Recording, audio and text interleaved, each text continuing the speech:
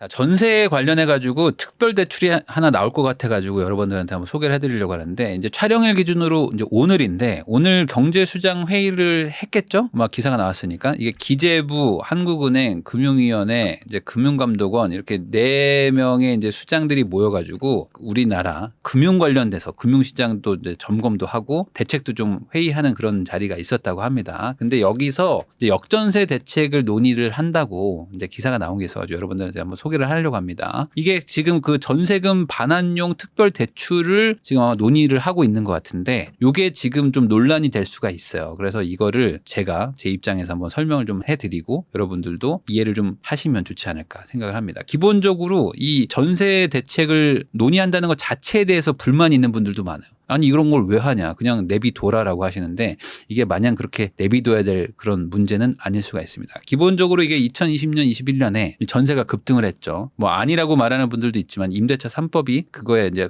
아주 큰 영향을 줬다라고 저는 생각을 합니다. 이거를 안 했다면 아마 오르는 폭이 아마 반 이하로 줄지 않았을까 생각을 하는데, 이 임대차 3법으로 인한 전세 급등이 2020년 21년에 많이 일어났고, 특히 21년도 20년도 8월에 통과가 됐기 때문에 21년도에 거의 대부분 계약을 많이 했죠. 전세 급등한 가격으로. 근데 이게 22년도에 금리가 또 급등하기 시작하면서 전세 가격이 또 갑자기 또 급락하기 시작합니다. 그러니까 이게 롤러코스터처럼 막 올라갔다가 막 확 내려가다 보니까, 이런 급등과 급락은 사실상 정부가 가장 싫어하는 거죠. 급등도 싫지만 급락도 싫습니다. 왜냐하면 이게 컨트롤이 안 되기 때문에. 그래서 이걸 둘 다 막아야 되는 사람들이 오늘 만나서 회의를 한 거라고 보시면 돼요. 거기다가 지금 전세 사기가 지금 막 이슈가 되면서 이 빌라 쪽에서 엄청난 문제가 지금 일어나고 있는데, 이 빌라, 이제 비아파트라고 하겠습니다. 이 비아파트 쪽에서는 이 전세 사기로 이제 당한 분들이 워낙 많기도 하고 언론에서 워낙 많이 다뤄가지고 전세를 살면 안 된다라는 인식도 지금 되게 많습니다. 이걸 따져보면 별로 문제가 안 되는데 왜 그런 거를 안 따져보고 묻지도 따지도 않고 전세는 안 되냐라고 생각하냐라는 분들도 있는데, 그거는 본인 생각이지 막상 내가 전세를 얻으려고 생각을 해보세요. 그리고 생업에 바쁜 사람들이 지금 뭔가 선택을 해야 돼. 그러면은 뭔가 이게 하나씩 알아보고 이런 시간 없단 말이죠. 그러면 그냥 심플하게 단순화합니다. 뭐냐? 빌라는 전세 살면 안 되는구나. 그래서 전세를 살기 싫고 저는 월세를 살겠습니다라는 분들도 지금 많습니다. 물론 돈이 많아가지고 아파트로 가면 좋겠는데 아파트로 못 가는 분들도 많잖아요. 그런 분들은 지금 대안으로 월세를 가겠다 해서 실제로 월세 수요는 좀 늘어나고, 지금 빌라 쪽에서 전세 수요는 많이 줄어들고 있어요.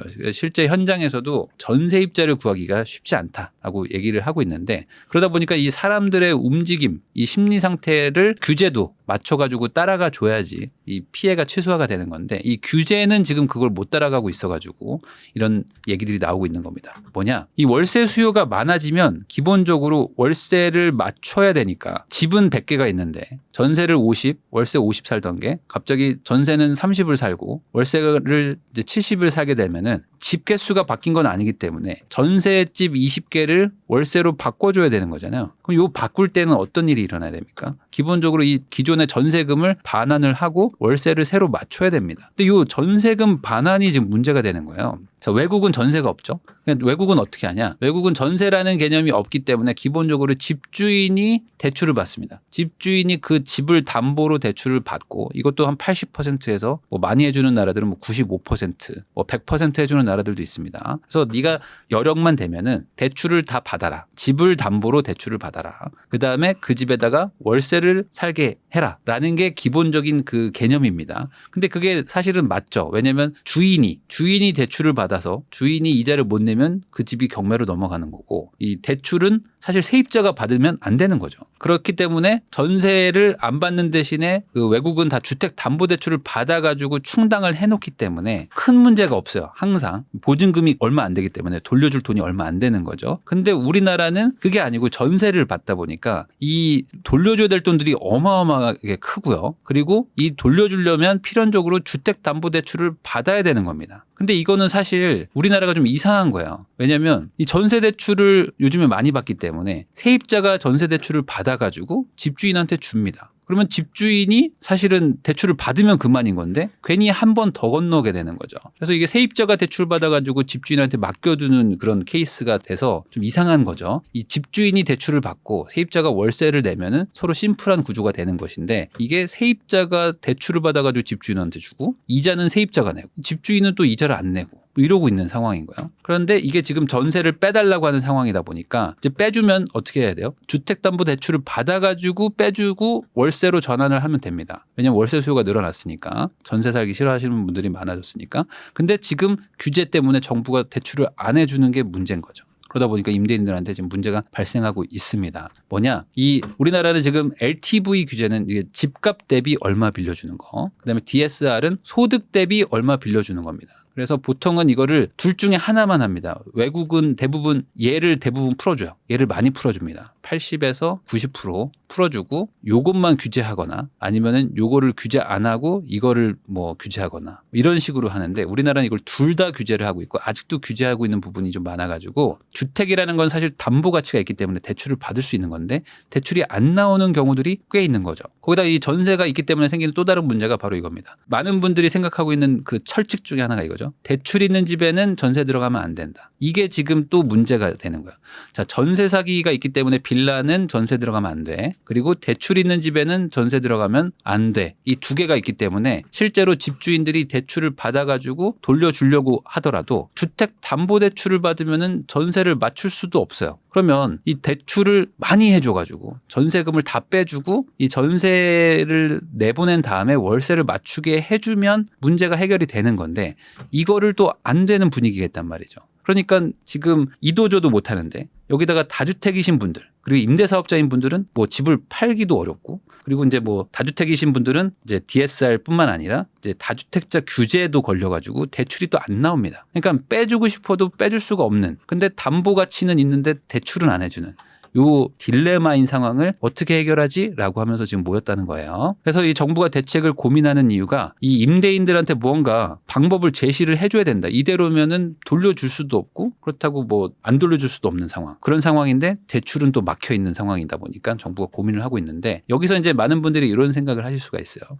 그럼 집을 팔면 되는 거 아닌가? 라고 생각하실 수가 있습니다. 아니, 그 집을 팔아가지고 전세금을 빼주면 되잖아요. 근데 지금 문제 터지는 곳들이 뭐 아파트도 많이 있지만 빌라 오피스텔 같은 것들에서도 많이 터지고 있거든요. 특히 이제 이런 것들은 주택을 뭐 2주택, 3주택 이렇게 가지고 계신 다주택자들도 많은데 이런 분들은 대출이 뭐 더 안 나오기 때문에 그러면 돌려줄 수도 없고 팔아가지고 돌려주면 되는데 팔려니까 살 사람들이 결국에 안 살 거잖아요. 빌라 오피스텔 또 안 산단 말이죠. 그러니까 팔리지도 않고 대출도 안 나오는데 돈은 빼줘야 되는 상황. 그러다 보니까 결론은 경매네요 라고 하는 거죠. 경매로 가라는 얘기냐? 그러면 이제 경매는 또 시세를 또 다 못 받으니까 이건 뭐지? 라고 지금 이렇게 되는 겁니다. 거기다 지금 임대인 분들은 대부분 중장년이나 노년층 분들이 많은데 이런 분들은 또 수입이 적거나 없어요. 우리나라 그 노년층의 특징이 수입은 또 적은데 자산은 좀 있어가지고 그 자산을 가지고 좀 운영을 하면서 뭐 이렇게 먹고 사시는 분들도 좀 있는데 이런 분들이 수입이 적거나 없다 보니까 DSR 규제 때문에 대출도 안 나오는 경우들도 있는 겁니다. 그러다 보니까 정부가 지금 고민을 하고 있어요. 왜냐? 이 주담대를 풀어줘가지고 되는 것도 아닙니다. 왜냐? 대출 있는 집에는 전세 안 들어간다라는 게 이제 확고하고 그리고 실제로 들어가시면 또 나중에 리스크가 커집니다. 그러니까 선순위 대출을 내가 정부에서 해줘봐야 어차피 이 집에 전세를 안 들어오니까 이 전세금 빼주는 게 안 된단 말이죠. 그러니까 이거 주담대로는 안 되네. 담보대출로 안 되고 이거는 신용대출로 어떻게 풀어봐야 되겠는데? 라고 지금 생각을 하는 거예요. 그래서 어떤 게 지금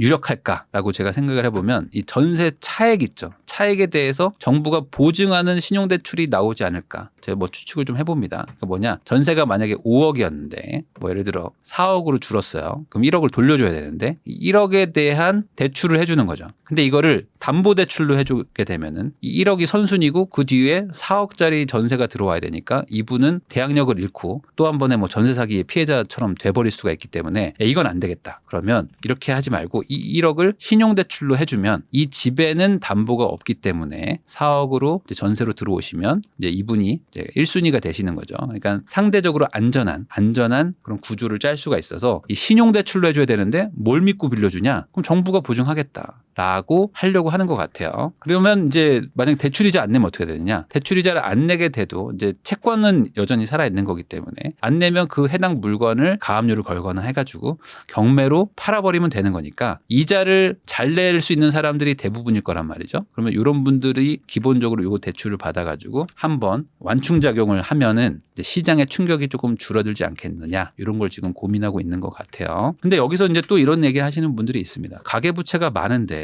왜 또 풀어주냐? 대출이냐? 그러면 이제 가계부채가 가뜩이나 많은데 더 늘어나는 거 아니겠느냐라고 생각하시는 분들도 있는데 이게 사실은 좀 그렇게 볼 수도 있겠지만 아닐 것 같다고 저는 생각하는 게 전세 가격이 어쨌든 하락한 부분이 있죠. 그러면은 전세 대출을 상환을 하실 겁니다. 그분들도. 왜냐면 지금 내가 5억에 뭐 대출을 3억을 빌렸는데 내가 전세를 만약에 4억으로 간다면 그대로 3억을 유지하시는 분들도 있겠지만 뭐 일부 상환을 하는 분도 있겠죠. 이 1억을 돌려받은 거를 가지고 대출을 상환하는 분도 있기 때문에 이 전세 대출을 상환하는 거를 집주인이 차액 대출을 받는 거니까 전체적인 가계 대출은 그냥 이 주인이 바뀌는 거지 대출량이 그렇게 많이 늘어날 것이냐라는 거는 안 늘어날 것 같기도 합니다. 그래서 이게 하반기용 대책이죠. 그래서 6월 6일 날 회의를 한 것 같은데 그 말은 아마 조만간 발표가 나오지 않을까라고 생각을 합니다. 뭐 늦어도 뭐 한 7월에는 발표를 하려고 지금 준비하고 있는 게 아닌가. 아마 안은 나온 것 같고 발표 시기를 조금 조절하고 있지 않을까. 그래서 저는 뭐 개인적으로는 특례보금자리론처럼 이 DSR을 보지 않고 그리고 그 차액에 대해서 신용대출을 해주고 그리고 이거는 뭐 한시적으로 그냥 해주겠다.